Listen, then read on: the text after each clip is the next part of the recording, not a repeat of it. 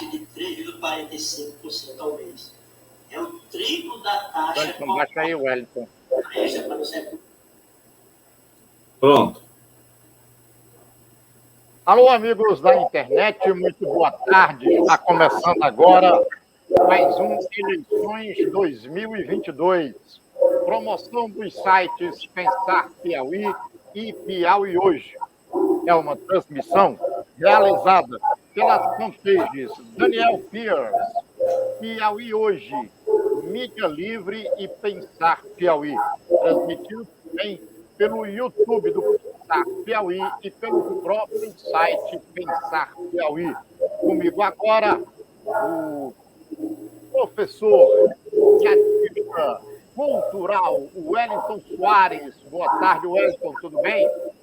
Boa tarde, Oscar. É um prazer a gente fazer mais um programa aí, Eleições 2022, há 17 dias do segundo turno do pleito presidencial. E eu já estou vendo aqui o sinalzinho do professor Roberto John. Ele vai já entrar, vai falar conosco, ele já está aí na tela. E estamos aguardando também, Wellington, se você puder baixar um pouquinho o seu aí, ou desligar para não dar esse eco aí. E a gente pode aguardar também que talvez entre o jornalista Luiz Brandão. Ele está em trânsito, mas provavelmente deve participar conosco aqui no Eleições 2022. Eu quero dar uma boa tarde ao jornalista, professor e assistente social Roberto John. Boa tarde, Roberto, tudo bem? Boa tarde, Osmar. Boa tarde também o Wellington. E o Pradão não chegou ainda, né, Oscar? Mas estamos aqui já para começar aí essa conversa sobre esse momento crucial do Brasil. Exatamente. Vamos aguardar aqui que mais cedo ou mais tarde o Brandão chega. Mas nós vamos falar muito da eleição presidencial, a disputa de Luiz Inácio Lula da Silva contra Jair Bolsonaro.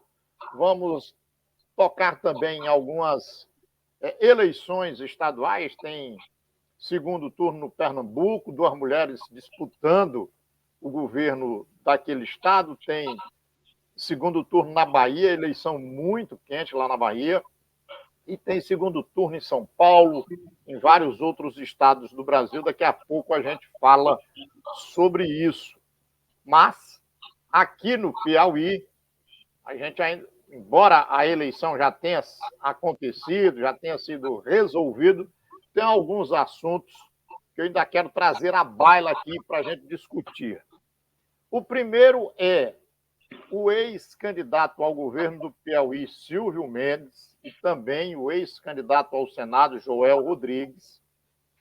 Durante toda a eleição, não vamos tocar na questão nacional, só nos interessa o Piauí e tal, e a gente dizendo que eles eram candidatos bolsonaristas, mas eles não assumiam o bolsonarismo.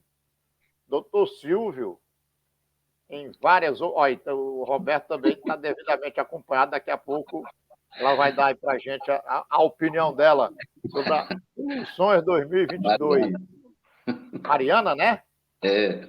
E aí, Mariana, tudo bem? Daqui a pouco eu quero ouvir aí a palavra da Mariana.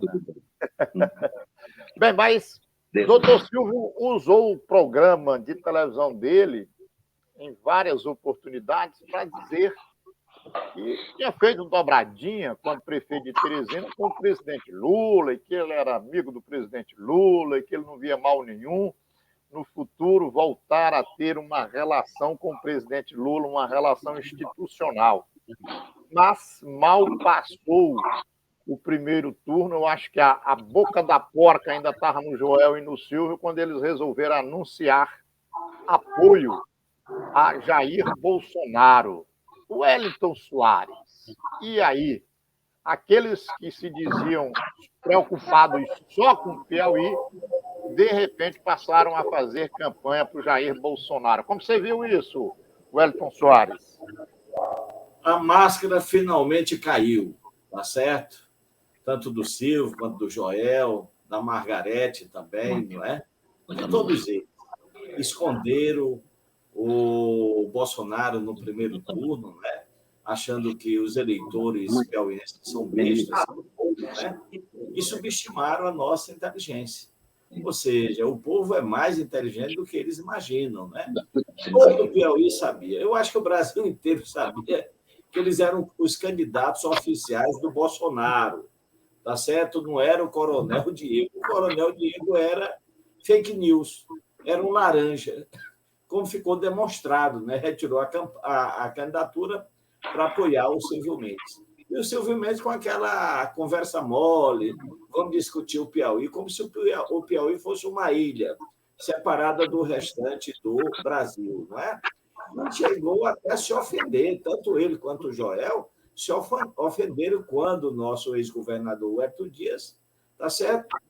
Deixou claro que eles eram os candidatos do Bolsonaro. Se ofenderam, gravaram vídeos, né? E agora está aí, tá certo? Eles assumindo de fato o que são na realidade, né? Ou seja, são candidatos bolsonaristas. E esse, tá entendendo? Foi um dos principais motivos, tá certo?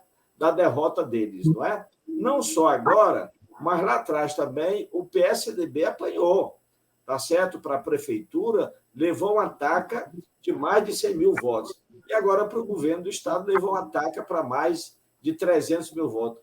Quase 400 mil votos. Eu acho que foi a maior, tá certo, goleada, tá certo, nas elites. Por falar em elites, eles vão realizar uma atividade amanhã com a Milchex, não é Michele não, mas Milchex, tá bom?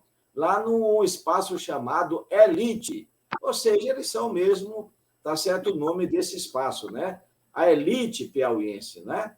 E, vamos dizer, no sábado o Bolsonaro virá a Teresina também para tentar reverter, porque o ataque aqui foi grande. Lula teve 74,25% dos votos. E a meta colocada tanto pelo Rafael Fontelli quanto pelo ex-governador Huerto Dias é que nós devemos chegar a 80% do eleitorado piauiense. Eu resumo dizendo o seguinte: se você me perguntar qual o nome que eu dou a esse quadro, eu darei o seguinte nome: a desfaçatez. No fundo, é isso daí, a desfaçatez. Ô, Roberto John, foi desfaçatez de Silvio e de Joel não terem assumido frontalmente, explicitamente, a candidatura de Jair Bolsonaro no primeiro turno, e aí fazer um jogo duplo, assim, no sentido de, sabendo que Lula era favoritíssimo no Piauí, aí tentar angariar alguns votos lulistas. Como você viu essa postura dos candidatos majoritários, Silvio Mendes e Joel Rodrigues, logo que passou o primeiro turno, eles virem a público falar do apoio a Jair Bolsonaro?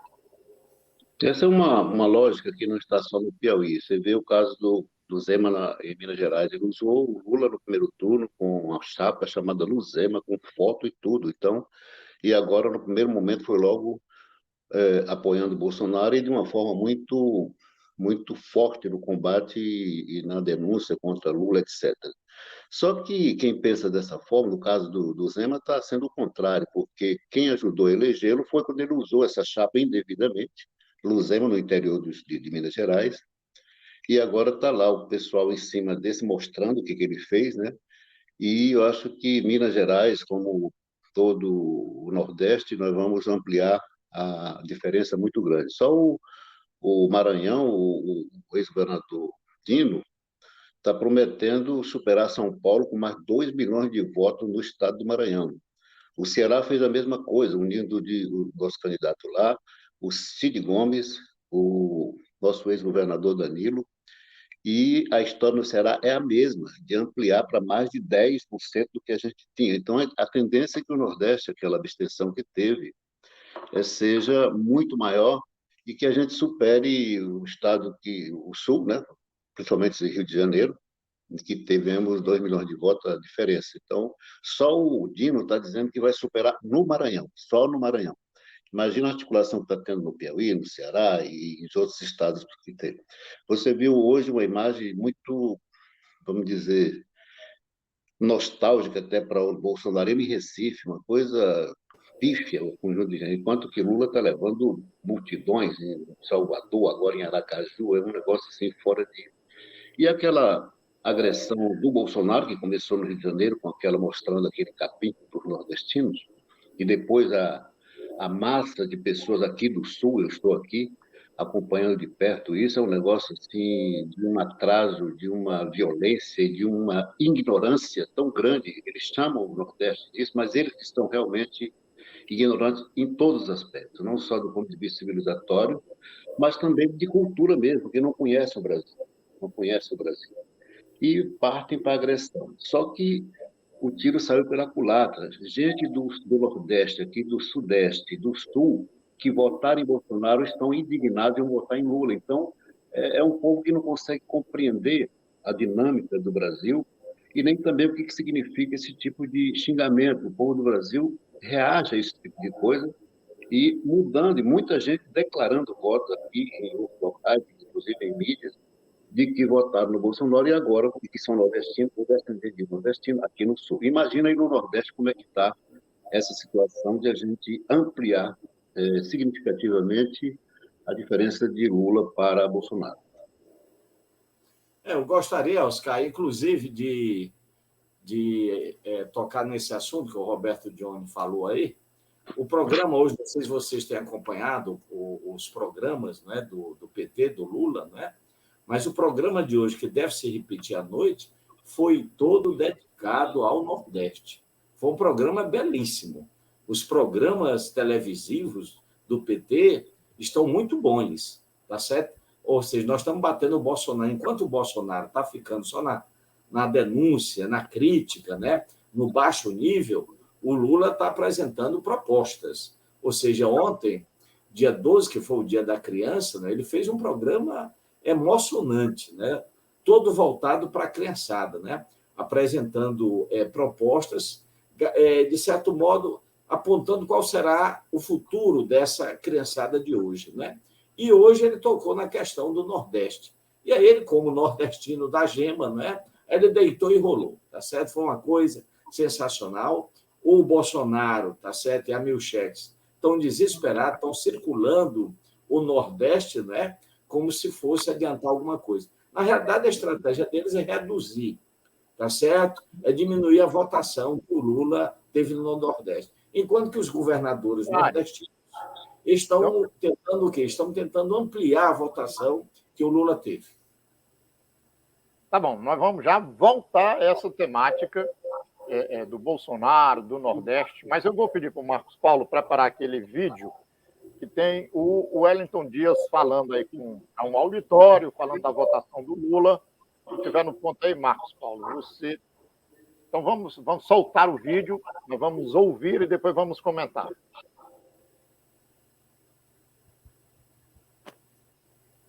Vota em Bolsonaro. Sim, direto, a gente não pode ter arrudei, não. Direto, tá certo? E piauiense aí é que nem se fala mesmo. Piauiense tem que votar aqui mesmo com, assim, todo o amor do coração. Então, nós estamos aqui numa disputa com o Maranhão, com a Bahia, Paraíba, o Brasil inteiro agora abriu disputa, porque lá o Rafael disse, nós estamos querendo o seguinte, o Brasil vai ter agora que trabalhar para empatar com o Piauí, tá certo? E nós do Piauí vamos crescer mais que é para poder continuar na frente. Então, se me permitem aqui, eu encerro minha parte, eu terei que em algum momento sair daqui, porque tem uma coordenação da campanha daqui. Então, vamos fazer caravanas. Aqui o Osmar e os outros vão explicar daqui a pouco. Ele vai fazer caravanas para várias regiões, mas vamos estimular a organização de eventos em cada município. Não precisa esperar a coordenação da campanha. Faz lá, o estadual vai, o líder regional vai, enfim, a gente ter a presença da campanha nos mais variados lugares. e o máximo de manifestações de setores. Estava agora de manhã conversando com o professor Emílio Osmar Júnior. Tem um grupo da Universidade Federal.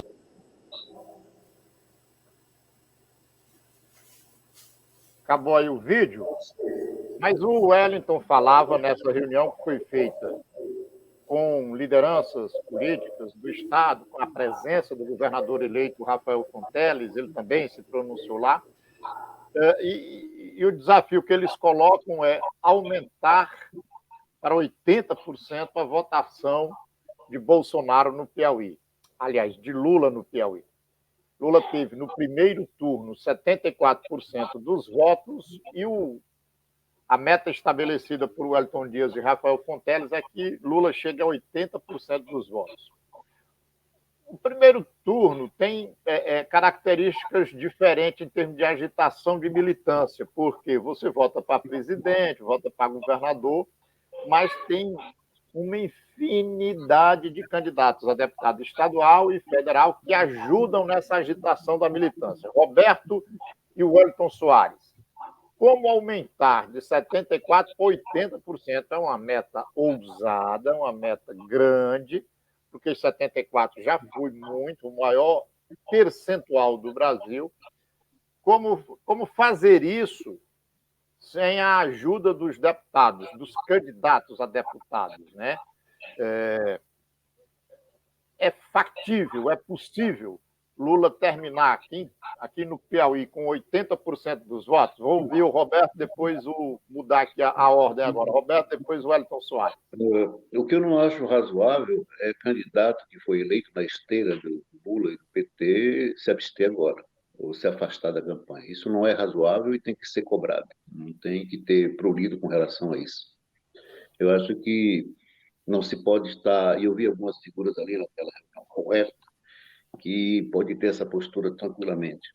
Mas é preciso que a gente não espere deles, na verdade. Tem que cobrar formalmente, inclusive, isso de alguma forma, chegar para eles, olha, nós queremos a presença de vocês no mesmo nível de envolvimento, que principalmente os eleitos, né, para que a gente possa superar. Mas eu acho que o PT, e você conhece, é de chegada, é de resolver. Não tem essa história. Você está vendo as mulheres já saírem em caravana aí do Piauí, aqui também está acontecendo em vários estados do Brasil, e a ideia do ex-governador Wellington, o senador, é corretíssima, já começar a sair no mundo, independente de organização local, independente da coordenação estadual, que demora um pouco a startar esse processo, de se cair em campo e fazer o que tem que ser feito em cada município. Acho que nós temos lideranças e pessoas que têm hoje, vamos dizer, essa vitória do Wellington, do Rafael, nos municípios, os credenciam para a questão de 2024. Então, essa situação tem que ser, vamos dizer, potencializada no ponto de vista. Eles têm interesse nisso, muito interesse nisso, principalmente quem é candidato, que pretende ser candidato a prefeito, e que nos apoiaram agora. E a disputa, eu acompanhei alguns municípios aí, foi de festa para 2024, à medida que o nosso percentual aumentou muito e, geralmente, as lideranças do outro lado perderam esse processo. Então, a animação no interior continua do mesmo jeito, continua no mesmo nível. Então é uma coisa muito... Agora, tem que ter, Oscar e Wellington, coordenação nisso, para a gente poder garantir a presença do nosso pessoal e estimular esses pretensos candidatos ou grupos que queiram disputar em 2022 e querem ter palanque, querem ter apoio, de que é uma contrapartida real, né? E não esquecer de chegar para os eleitos, que foram na nossa grande aliança que nós tivemos aí, de que caiam no campo com a responsabilidade que tiveram e que também chegaram às eleições e ao êxito no âmbito da campanha de Lula. Então, acho que está na hora da reciprocidade e isso tem que ser feito sem prurido, sem negócio de nenhum problema. É política, é conversação política com cada um desses que foram eleitos na esteira da campanha de Lula, de Rafael. E aí, Wellington Soares, a gente tem as condições de subir de 74% para 80%? Liga o microfone aí, Wellington Soares. Está desligado o microfone. Liga o microfone. Olha, Oscar, é perfeitamente factível, né? Basta a gente dar uma olhada lá em 2018, quando o Haddad teve 77,05. Ou seja, numa situação extremamente ruim para nós. O PT, em 2018, estava encurralado, né? A própria grande imprensa nos batendo direto, nós estávamos isolados, né? Hoje o contexto é totalmente diferente, né? O Lula já saiu no primeiro turno com 74,25. Eu participei dessa reunião, gravei esse vídeo, né? Uma reunião extremamente representativa, né? Com os deputados estaduais, com os deputados federais, com as grandes lideranças do interior, prefeitos do interior. O ex-governador Wellington Dias fez uma síntese do que deve ser feito, não é? E nisso ele é muito bom, tá certo? A estrutura, as equipes serão as mesmas da própria campanha, tá certo? Do Rafael, da campanha dele, né? Do time do povo aqui. Então, é uma equipe que já vem azeitada, não é? Ela já vem no ponto, tá certo, de continuar. E como o Roberto John muito bem falou, o PT é um partido de chegada. Então, eu tenho observado que, nesses últimos dias, e agora nas 2 próximas semanas, nós vamos para cima, tá certo? Vamos para cima, ganhamos adesões importantes, não é? O doutor Pessoa, prefeito de Teresina, já declarou voto, tá certo, do Lula, né? Tivemos uma irmã do Firmino que havia declarado. Eu soube hoje, não sei se você confirma, né? Mas que a própria Lucy votaria no Lula, a filha dela votaria também, tá certo, no Lula, porque tem um setor dentro do PSDB, embora majoritariamente fascista, né? Mas tem um setor que acompanhou, tá certo? Que acompanhava o Firmino. Você lembra que nós temos 2 débitos com o Firmino, né? Tá certo? O primeiro, vamos dizer, o Firmino se colocou contra o impeachment da Dilma, né? E chegou a manifestar isso publicamente. E o segundo é que o PT não teria chegado ao governo do Estado sem, vamos dizer, aquele erro estratégico do Firmino. O Roberto John conhece essa história bem melhor do que nós dois, né? Mas deixa. E como foi? Deixa essa história lá, porque acabou de sair aqui mais um resultado de pesquisa nacional. Agora é do Instituto Atlas, que acabou de divulgar a sua primeira pesquisa de intenção de voto no segundo turno. Por não. Na sondagem, Lula aparece liderando as intenções de voto com 52,4% dos votos válidos contra 47,6% de Jair Bolsonaro. Essa é a segunda pesquisa do dia, porque a Quest já tinha divulgado a sua pesquisa e nós do Pensar Piauí também já tínhamos colocado ela no ar. Na pesquisa da Quest, Lula tem 54% dos votos válidos contra 46% de Bolsonaro.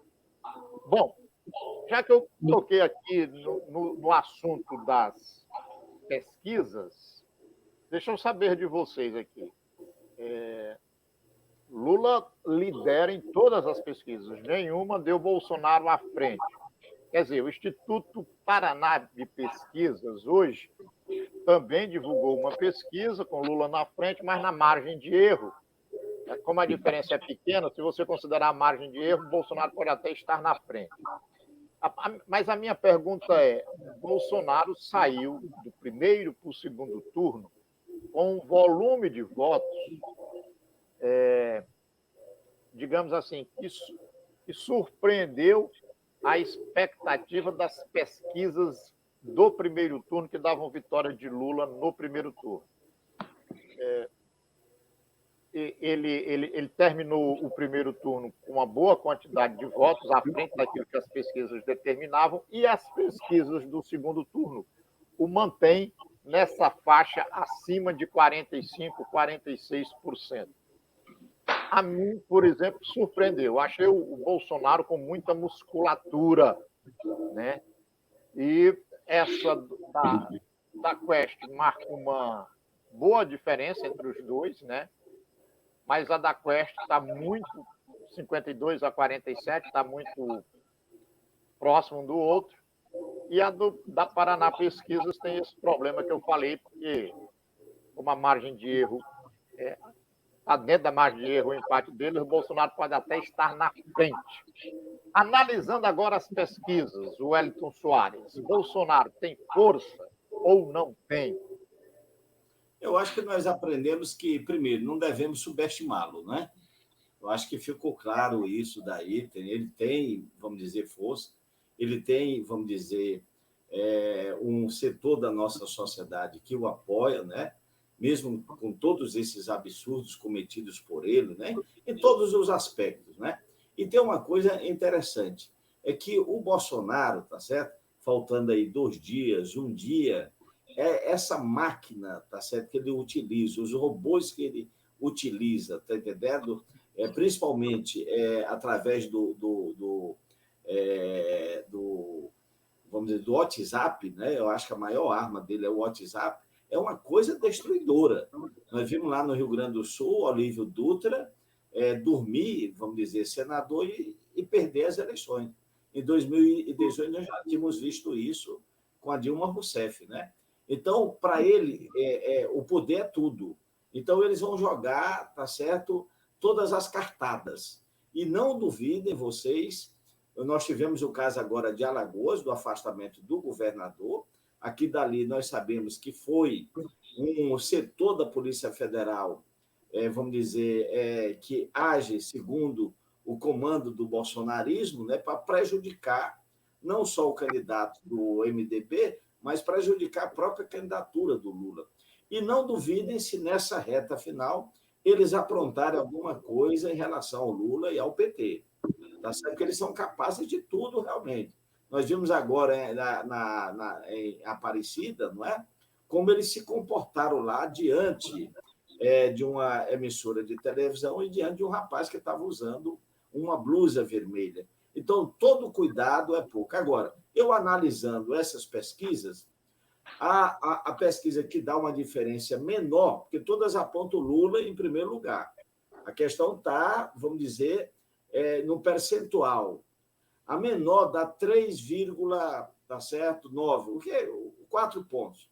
Então, varia entre 4 pontos e 8 pontos. Se nós pegarmos 4 pontos, são 4 milhões, tá certo, de votos aí.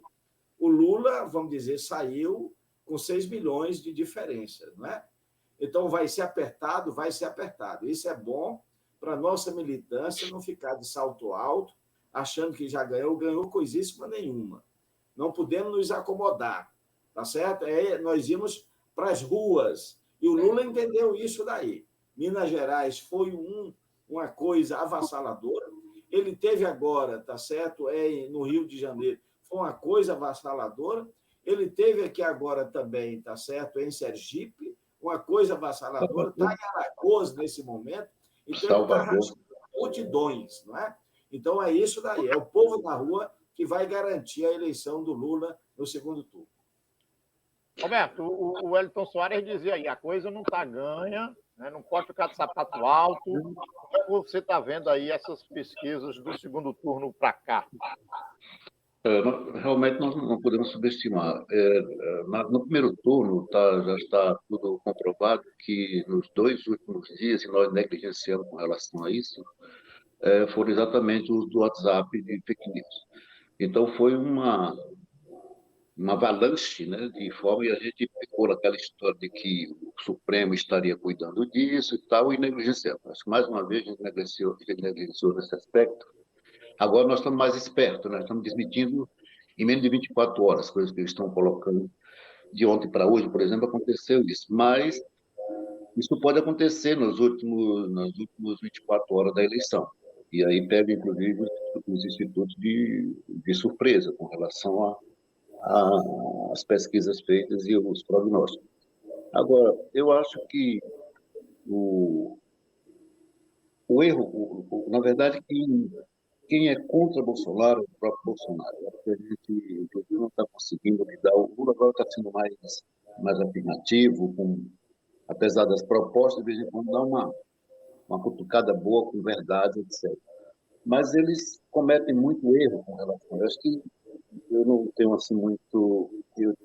Pode ser que não seja nessa diferença que a gente está, mas o Lula ganha essa eleição por conta dos erros do Bolsonaro. O que aconteceu em Aparecida foi isso.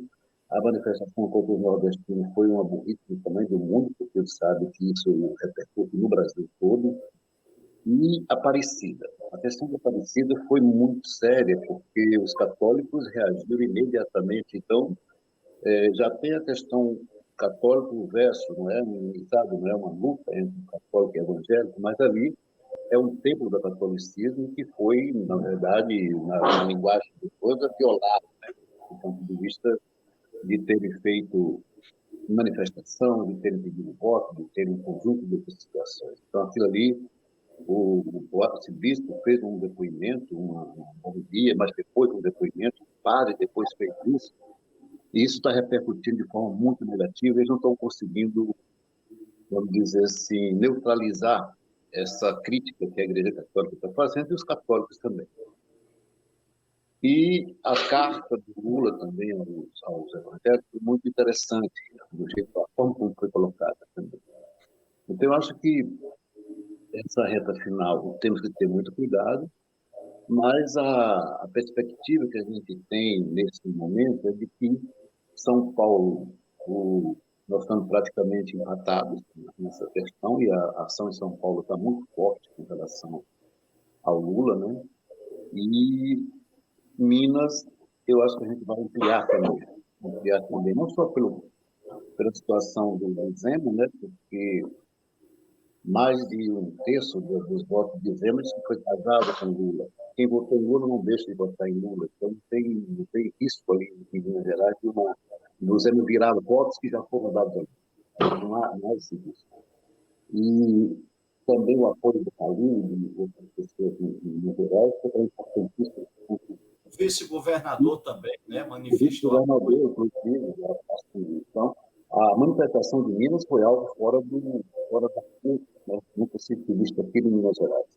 Aquilo deu um susto em Bolsonaro, no grupo dele, o que aconteceu na Baixada também ontem, em janeiro. Salvador foi algo fora também, e agora em Aracaju, está sendo agora em Alagoas, parece.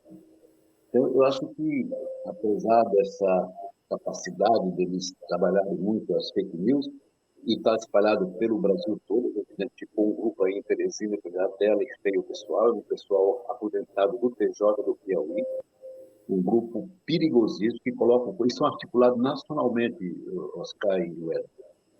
Eles recebem mensagem direto da fonte, colocando que foram caçados e que agora fizeram outra estratégia para colocar o assunto em dia. Mas isso parece que foi neutralizado um pouco, nós comunicamos isso na direção, veio para Brasília, parece que a coisa está acontecendo e deu uma certa baixada, mas é algo muito sério que eles estão divulgando para aposentados do TJ do Piauí. Então, é uma coisa muito séria, tem uma liderança também deles que fazem isso de uma forma criminosa, a forma como eles estão fazendo. A notícia de que tinham sido denunciados deu uma certa parada, né? E não é só esse grupo. Então, você vê que há um perigo dentro dessa situação. Só que eles estão requentando coisas que já foram desmentidas, então isso também eles não têm muita criatividade com relação a isso.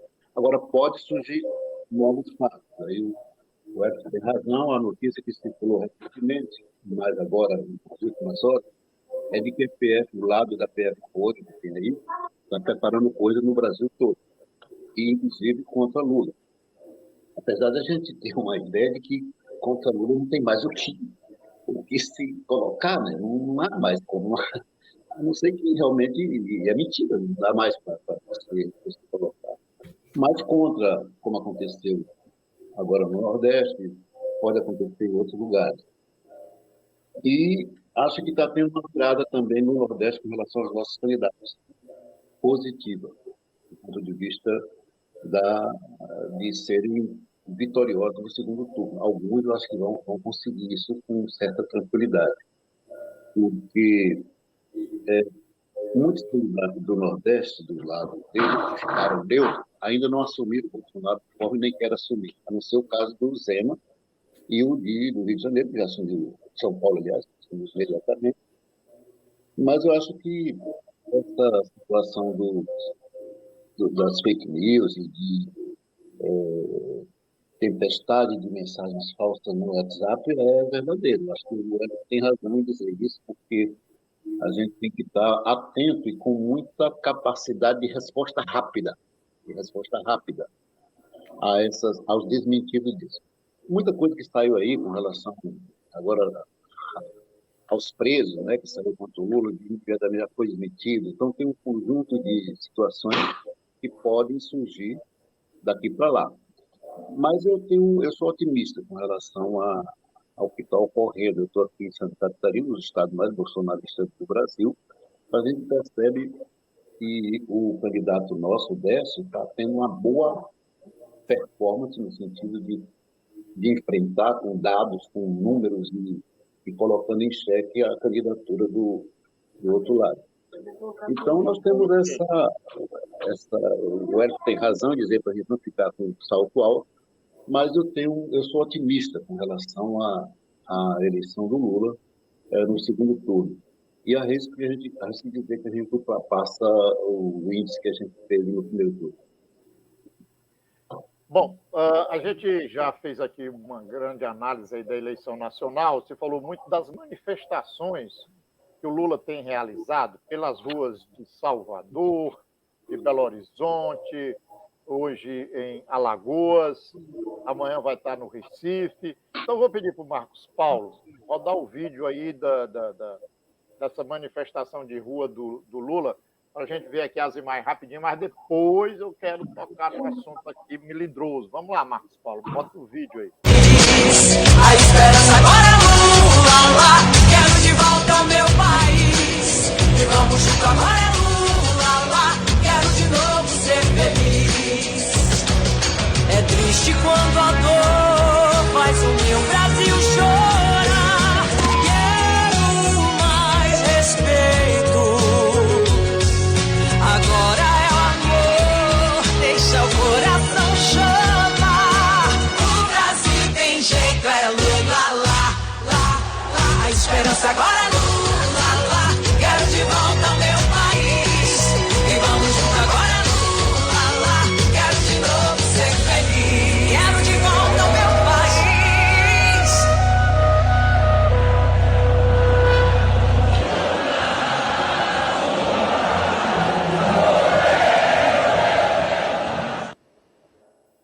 As imagens são de encher os olhos. E o velhinho, Lula, está disposto. Tem algumas cenas neste vídeo aí, não?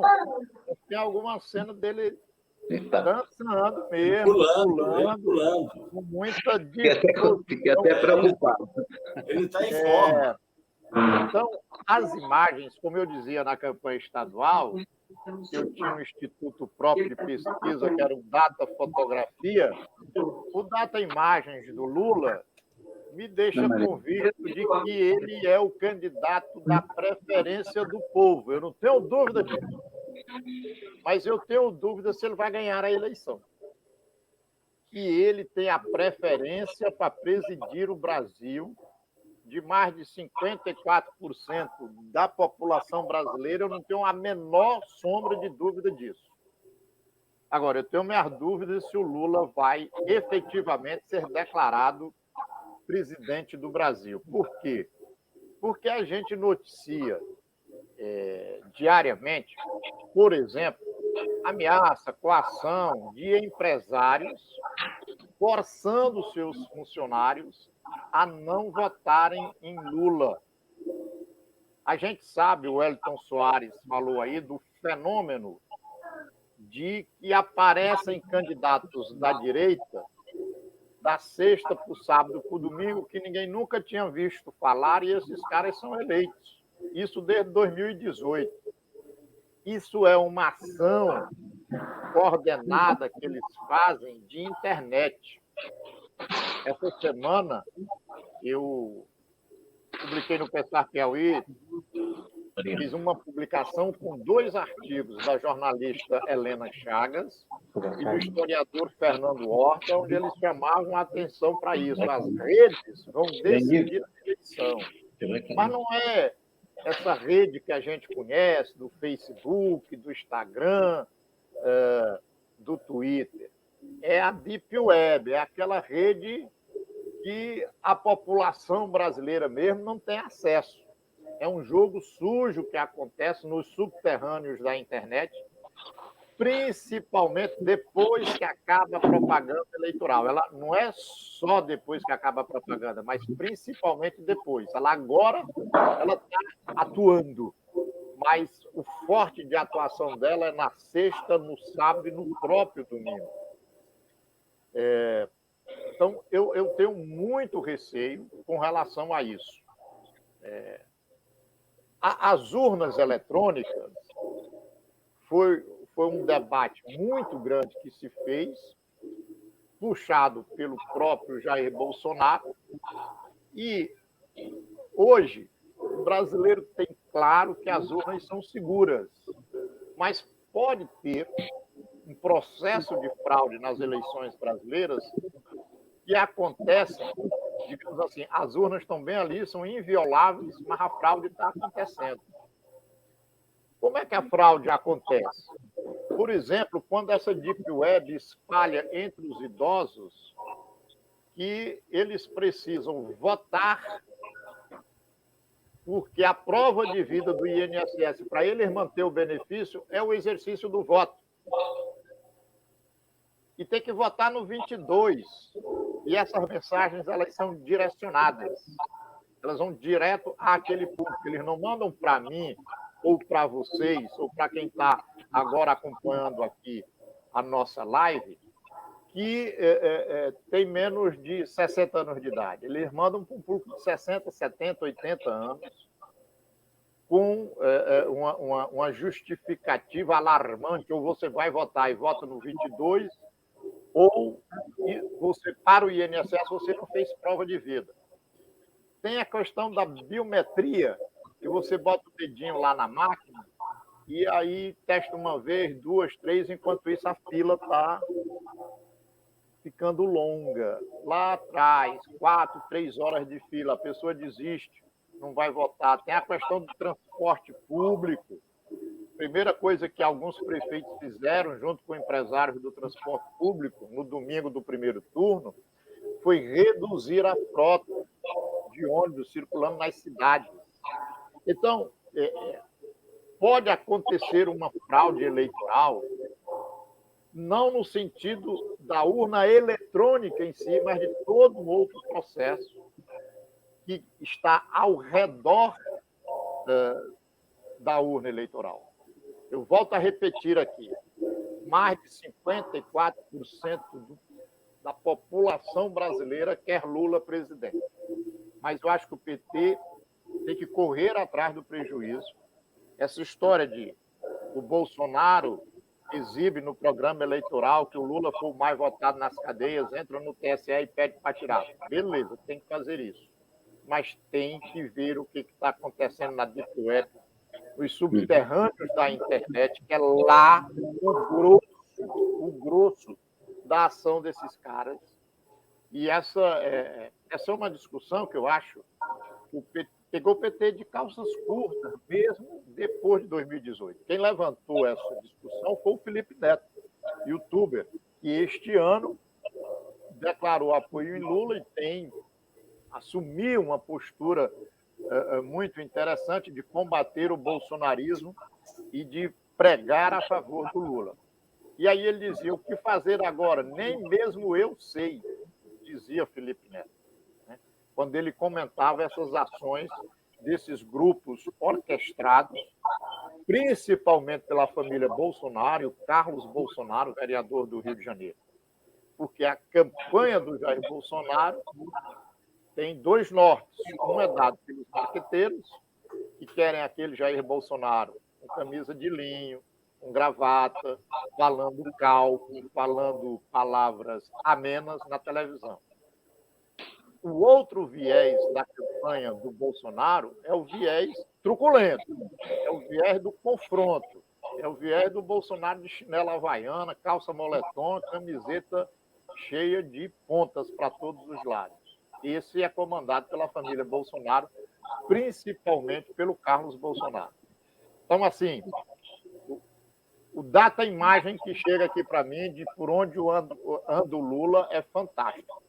Mas a eleição ela tem várias nuances e eu estou muito preocupado, fiz questão de registrar aqui essa minha preocupação e acho que, mesmo assim, algumas questões, você não tendo tempo suficiente, mas o partido precisa agir para que tenha a vontade popular efetivamente seja respeitada nas urnas no dia 30 próximo.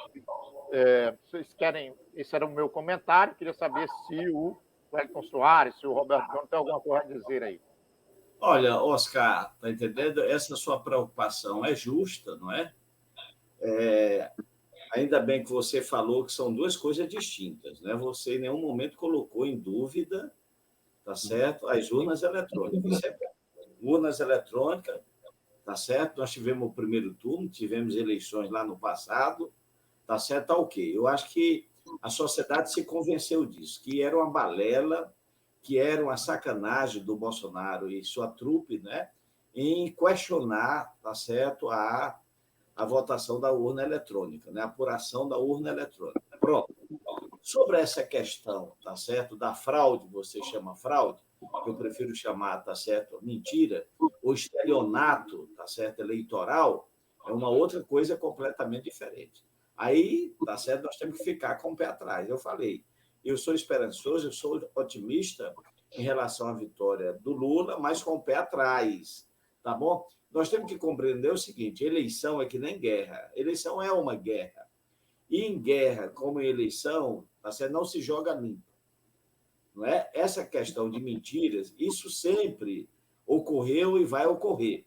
Não é à toa que o Lula perdeu aí 3 eleições seguidas, só veio ganhar na 4ª. E foi jogo brabo. O Lula ganhou 2 eleições seguidas e não pense que era diferente do que, tá certo, nós temos hoje. É claro que as redes sociais têm uma agilidade, vamos dizer, maior. Mas eles espalhavam horrores, né? A Dilma também, tá certo, com a mesma coisa, né? Você vê que eles estão até requentando, tá certo, algumas dessas denúncias, comunismo, ligação com o PCC, com o crime, vamos dizer, organizado, Venezuela, tá certo, Cuba, corrupção. Isso daí, tá entendendo? Sempre houve e vai haver. Não é só em relação ao Lula, não, ao PT. Em relação a qualquer candidato de esquerda. A coisa que pega é a candidatura de esquerda. No meu entender, são 2 coisas que nós deveríamos tomar como precaução. A primeira, nós temos que ter um plantão, tá certo? Um plantão. Como o Rafael fez aqui em Teresina, um plantão. Saiu vamos dizer, uma fake news e dá para a gente controlar o que é que estão espalhando, tá entendendo? Através das redes sociais, sobretudo do WhatsApp, desmente, tá certo, logo, imediatamente. Desmente logo isso daí, tá certo, imediatamente. Não vamos deixar isso daí se prolongar, não é? Então, vai desmentindo logo. E o outro aspecto é a prevenção. Ou seja, nós já temos ainda programas de rádio e de televisão, né? Já vai colocando a prevenção. Olha, o que vier aí, tá certo, tá entendendo? É jogo sujo do outro lado. Por exemplo, o Bolsonaro achava que ia, tá certo, nadar em votação lá em Aparecida. O tiro saiu pela culatra. Eles fizeram essa sacanagem em Alagoas, não é? Fazendo o afastamento do governador. O tiro vai sair pela culatra. A votação do governador lá de Alagoas, afastado, vai ser bem maior, porque o pessoal vai perceber que aquilo dali foi o quê? Foi perseguição política. Há 15 dias das eleições eles fazem isso daí, então eu acho que o nosso programa já deveria ir alertando, tá certo? O tipo assim de uma vacina contra essas fake news. Eu penso dessa maneira, estou confiante, com o pé atrás, mas que nós vamos levar essa. Acho que o prognóstico os caminhos, as ressalvas e a salvaguarda que o Hélio colocou estão corretíssimas. Mas eu acho que, por mais que ele tenha ganho no Rio de Janeiro, um pouco lá em São Paulo, com 2 milhões de votos, que mais? O Zema agora dizendo que vai votar nele e tal. Então, eu acho que o Bolsonaro chegou praticamente no teto. Entende? Porque o que já tinha que ser explorado, ou com fake news, ou com foi com relação ao Lula, foi. O que vier agora é só repetição do que já foi desmentido e tal. A gente tem medo agora de denúncia, como aconteceu em Alagoas, de pessoas nossas, do próprio Lula. Essa é uma questão que a gente tem que estar além. Mas que vai continuar a guerra subterrânea, não vai acontecer, então a gente aí está qualquer dentro de grupos nacionais de atenção para isso e está imediatamente comunicando para a central para fazer os metidos imediatamente, como está sendo feito até com certa eficácia nesses últimos 3 dias. Mas eu acho que essa questão do teto dele chegou. E do segundo turno para cá, se vocês observarem, o Bolsonaro não acertou uma. Ele tenta fazer uma estratégia e dá errado, é tiro no pé. Então, é uma coisa que isso vira voto de uma forma, vamos dizer, quase que espontânea, sem precisar de muita testação de Aparecida. É seríssimo, né? E a repercussão que a igreja está dando e deu logo imediatamente e continua dando agora, são aquilo que ocorreu, que nunca tinha ocorrido em Aparecida aquele tipo de coisa, de ter vaias, pedidos de voto, apontes assim dentro da Basílica. Aquilo pegou muito mal. E a culpa está sendo colocada no bolsonarismo do próprio Bolsonaro. Ele foi para lá tentar, ele tentou fazer no Ciro e Nazaré, não conseguiu, ele foi bloqueado antes, mas lá mesmo no Pará já houve repercussão negativa. A presença dele, e o Lula ficou na dele, não mecanismo, porque não é, e vai soar como sendo uma guerra, vamos dizer, religiosa, um tipo de coisa nesse sentido, quando tem uma disputa política muito clara, muito acirrada, etc. A ação desses governadores que foram eleitos na esteira do Bolsonaro, eu não vejo que isso leve a mudanças radicais do ponto de vista da... A minha preocupação é com a abstenção. Se eles conseguirem avançar para isso aí e fazer isso que o Oscar colocou, de estar colocando os aposentados, fazendo medo, fazendo ameaça e tal, tudo bem, pode até funcionar. Mas eu acho que o caminho que nós estamos fazendo, a postura do Lula e do próprio PT está corretíssimo do ponto de vista de não entrar no jogo bruto, responder quando necessário com firmeza, né? E fazer as correções das mentiras, como está sendo feito imediatamente, mas está alerta com relação a isso, mas que tem que estar, nós temos que estar, nós estamos atrasados com relação a isso. Mas eu acho que não é isso que vai mais definir a questão da eleição. Não é mais a mentira que vai definir. São propostas. E o Lula está sendo muito correto, muito assertivo com relação a isso. O que eu vou fazer, o que deve ter feito, o que deve ser feito, e abrangendo todo o espectro da sociedade brasileira. Eu acho que isso é importantíssimo do ponto de vista de quem está se propondo realmente a governar o país. Agora, a minha preocupação está no outro campo do tapetão, vamos dizer, falar assim grosseiramente. Até agora, as Forças Armadas não entregaram um relatório da eleição paralela, da eleição paralela que eles fizeram. Embora tenha sido muito provável, boletins eleitorais, ele queria, mas não deram ainda, e o TCU está cobrando. Por que eles não entregam? Que mistério é esse? Houve um balde de água fria, no sentido do Bolsonaro, ele queria dizer que foi fraudado, foi tal, mas até agora não saiu. E as Forças Armadas, sabe como é que ela age, né, do ponto de vista da articulação e de criar situações que não são verdadeiras para gerar uma insegurança, do ponto de vista político, do ponto de vista jurídico. Essa é uma questão que está me deixando um pouco preocupado. Por que não divulgaram até agora? Porque o senhor está cobrando, e outras instituições cobrando também, e o comando superior da Força Armada não respondeu ainda. Porque eles ficaram calados, porque o certo pelo Carlos Bolsonaro, pelo outro, era para divulgar logo, não sei o que, não sei. Ensaiaram algumas coisas, não sei se vocês viram, em alguns sites, em alguns comentários do WhatsApp, mostraram por aqui, tudo, que um monte de bestinha, e etc., que podia sair daquela coisa pelo TSE. Eu acho que isso me preocupa. Me preocupa. Porque Muito a bem. gente sabe como é que esse povo da caserna funciona. Né? Eles funcionam de uma forma e já estamos passando já 18 dias ou mais, 18 não, uns 15 dias mais ou menos do pleito, né? E não divulgaram. Qual foi o resultado disso? O que ocorreu? Vocês foram checar? Teve erro? Não teve erro?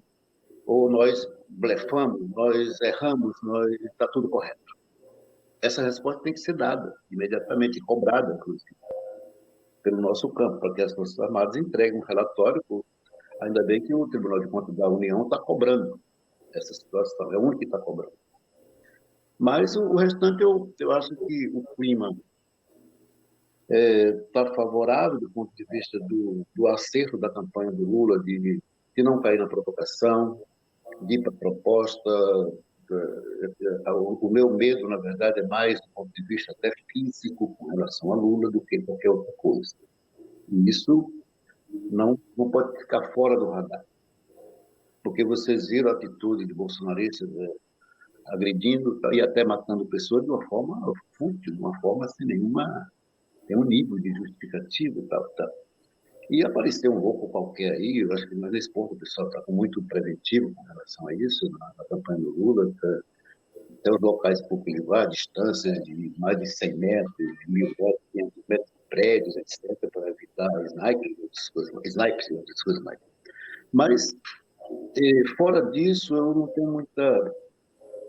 não fico muito preocupado, não pelo próprio desempenho, que o que estava dizendo, apesar da pesquisa ter apontado uma diferença maior, mas houve uma constância da posição majoritária de Lula nas pesquisas.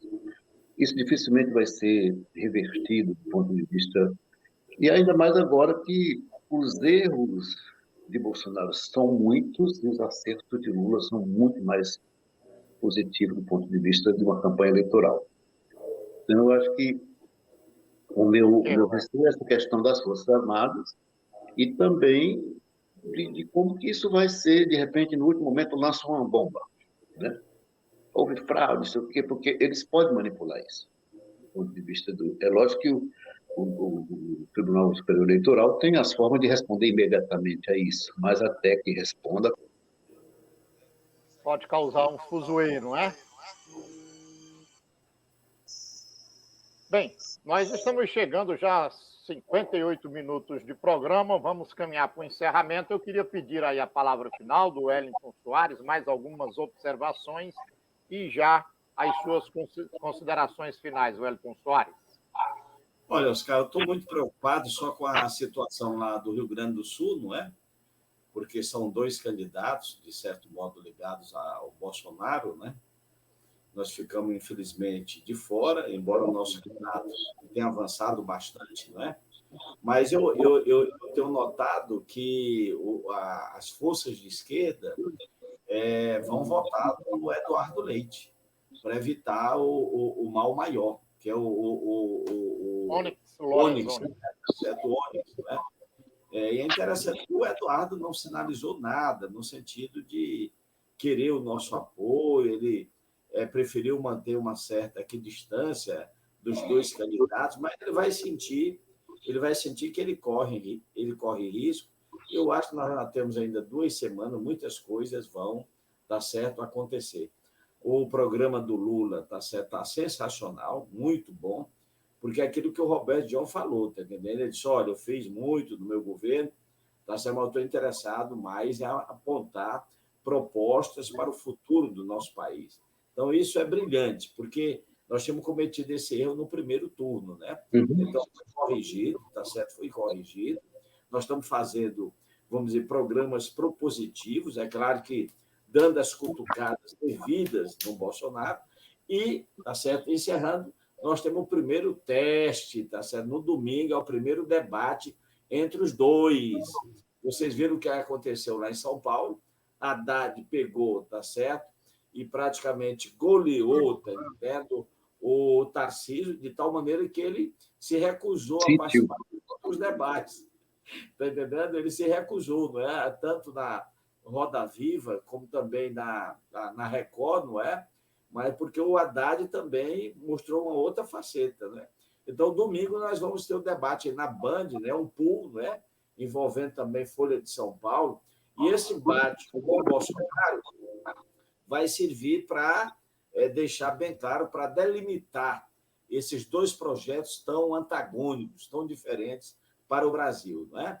Então, na próxima terça-feira, né? Nós estamos fazendo extraordinariamente hoje na quinta-feira, mas terça-feira a gente volta. E vai ser um prazer aí participar mais uma vez do programa. E um abraço nesse amigo querido, Roberto John, o Acordão. Roberto John, suas considerações finais. O Elton tem razão, só um pouco o Rio Grande do Sul tem uma característica que quando os grupos se decidem, é muito difícil o gaúcho mudar de posição assim, radical com relação ao que eles já fizeram. Então, e se o Eduardo Leite ficar neutro, a tendência é ir por conta dos acontecimentos, eu acho que é possível ficar na mesma situação ou até o PT ampliar um pouquinho. O Pará, o Jader Babala, aliás, o que é bom nessa segunda turno é que quem está indo para o Lula está assumindo a campanha. Isso é importante. O Jader Babala assumiu de forma como se fosse uma coisa prioritária para o Pará. E disse também que quer aumentar um número considerável no Pará. Então, nós temos essa situação no Nordeste, que eu acho que o Nordeste praticamente vai ampliar muito positivamente a votação de Lula. Minas Gerais, nós vamos continuar na frente. Eu tenho muita esperança nisso, e os dados também, as avaliações que estão sendo feitas, os apoios que ele recebeu, etc., apontam para isso. E São Paulo, a ideia é um empate. Um empate real, muito, talvez até pró-Lula um pouquinho. E eu acho que eu tenho muita esperança nisso, com os cuidados que a gente tem que ter nos últimos 5 dias para o pleito, que é o mais acirrado do ponto de vista da ação subterrânea das redes, e eles são muito competentes com relação a isso.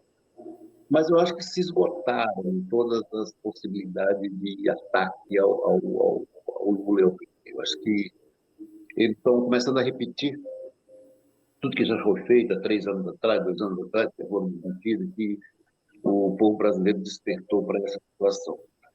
Então, eu espero que daqui para lá a gente continue, enquanto campo, nessa luta. Acho que a campanha está corretíssima, e cair no campo para a gente poder ampliar isso e garantir essa história e se preparar para um governo dificílimo lá na frente, com o Congresso que nós temos, que foi eleito, e que, embora a gente saiba que o político brasileiro que está no Congresso, ele é muito ideológico da postura que ele teve no dia anterior. Chegou um presidente, a tendência é eles irem tal. Ele ia falar, orçamento secreto, o próprio Castilhão reaçando, que o Lula não vai governar, orçamento secreto. Não é isso, quem libera é ministro. Então não tem jeito. É só dizer, não libera porra nenhuma disso. Então tá bom. Vem depois com um pouco de dias atrás e olha, vamos resolver isso aqui numa boa. Então, eu acho que essa é a dinâmica da política em Brasília, não tem como fugir disso. Apesar de que não foi liberado muito do orçamento secreto, vai ser liberado no próximo ano. Então, se o Lula chegar, não vai ter essa ameaça que o Ciro fez, o que não vai governar, tá? É só balela de quem perdeu, de quem está aí o maior derrotado do país. Eu não sei como é que ele anda ali no circuito do bolsonarismo, né? Que perde vergonhosamente o Estado dele, onde ele era a liderança, que ia ganhar.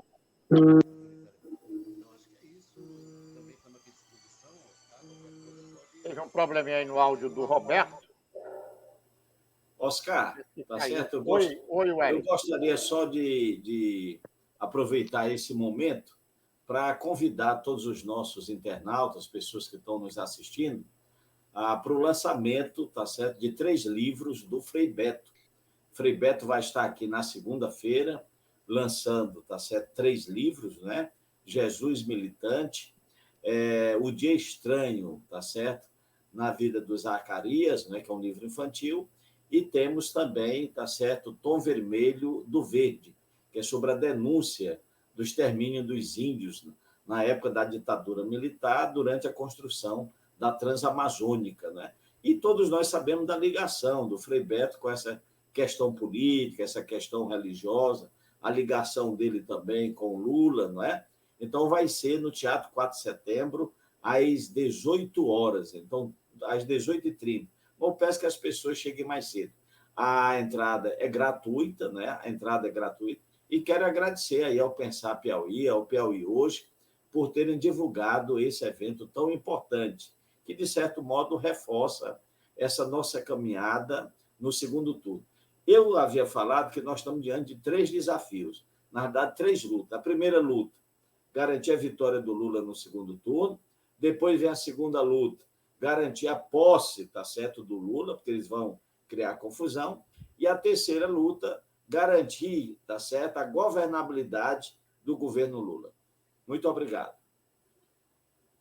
Eu que agradeço ao Roberto John, ao que está entrando novamente aqui, mas a gente já está encerrando o Eleições 2022 de hoje. Agradeço também ao professor Wellington Soares, que toda semana está aqui com a gente, essa semana extraordinariamente, nessa tarde e noite de quinta-feira, mas a semana que vem, às 17 horas da próxima terça-feira, estaremos no ar. O Roberto restabeleceu aqui o sinal dele, está tudo beleza, mas a gente está terminando aqui, Roberto, está convidado para a semana que vem, professor Wellington Soares também. O Eleições 2022 é uma promoção dos sites Pensar Piauí, Piauí Hoje, e é transmitido pelas fanpages Daniel Pierce, Piauí Hoje, Mídia Livre e Pensar Piauí, pelo canal do Pensar Piauí no YouTube e também pelo site. A todos os internautas, desejo uma boa noite e até a semana que vem, se Deus quiser. Um abraço. Abraço.